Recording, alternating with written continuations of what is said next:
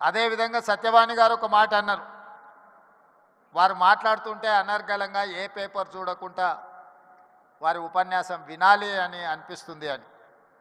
అది ఎక్కడి నుంచో కాదు, ఎన్టీఆర్ లైబ్రరీలో నేర్చుకున్న చదివే ఈరోజు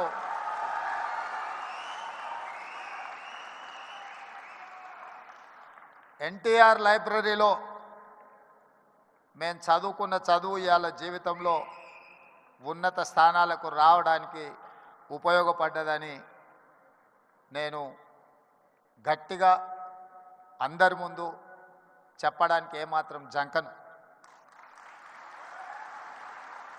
మనం వచ్చిన నేపథ్యం, మన రాణించిన తీరు, మనకు అవకాశం ఇచ్చిన వాళ్ళను తక్కువ చేసి మాట్లాడవలసిన అవసరం లేదు, చిన్న చేసి చూడడము పద్ధతి కాదు. అదేవిధంగా కమ్యూనిటీకి సంబంధించిన గొప్ప వ్యక్తుల గురించి, చరిత్ర గురించి మా మిత్రులు చాలామంది చెప్పారు. మిత్రుడు కుసుమ్ కుమార్ గారు ఎన్టీఆర్ కంటే ముందు 52 మంది కమ్మ సామాజిక వర్గం ఎమ్మెల్యేలు ఉండేవాళ్ళు అని అన్నారు.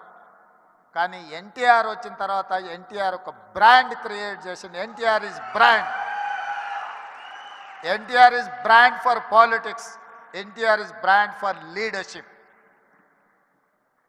వారు ఇచ్చిన అవకాశాలతోని ఆ రాష్ట్రమైనా ఈ రాష్ట్రమైనా ఏ రాజకీయ పార్టీ అయినా ఈరోజు నాయకులు ఉన్నారు అని అంటే ఎన్టీఆర్ గారు ఆనాడు ఇచ్చిన అవకాశాలే. ఇవాళ ఇక్కడ ఆయనను అవమానించేటట్టు మాట్లాడిన వాళ్లకు అవకాశం ఇచ్చింది ఆయన్నే. ఇవాళ ఆయన గౌరవం ఉండాలి, ఆయన పేరును స్మరించుకోవాలని చెప్పేవాళ్ళు కూడా ఆయన ఇచ్చిన నాయకత్వంతో వచ్చిన వాళ్ళే.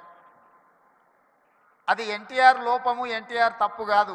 ఎన్టీఆర్ అందరికీ అవకాశం ఇచ్చిండు. అవకాశం వచ్చిన వాళ్ళు ఒక్కొక్కరు ఒక్కొక్క రకంగా ఉండొచ్చు, అది వాళ్ళ యొక్క విజ్ఞత. అదేవిధంగా ఎన్జి రంగా, అదేవిధంగా వెంకయ్య నాయుడు. ఈనాడు చంద్రబాబు నాయుడు గారి గురించి నేను చెప్పాల్సిన అవసరం లేదు.